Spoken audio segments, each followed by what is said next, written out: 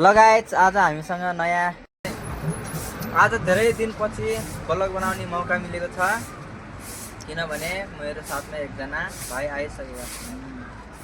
तो आज हामी यहाँ पार्कमा घुम्न आएका छौँ गाइस अनि साथमा अङ्गुर पनि ल्याएका छौँ है। हामी अरू चिज केही खाँदैनौँ, गाँजा रक्सी चुरोट केही पनि खाँदैनौँ, फलफुल चाहिँ खान्छौँ ल।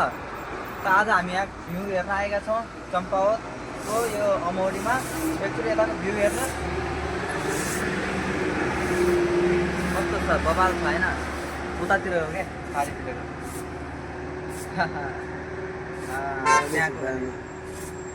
एकदम नेपाली स्टाइलमा फिलिङ आइरहेछ। यता घुम्दा घुम्दा मजा आइरहेछ गाइस।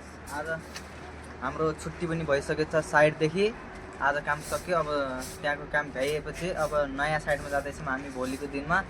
बाँकी भ्लगहरू नयाँ साइडबाट आउनेछन् गाइस। सबैजनाले माया गरिदिनु होला र मेरो फेसबुक पेजलाई फलो गरेर साथ सपोर्ट दिनु होला। हस्त नमस्कार।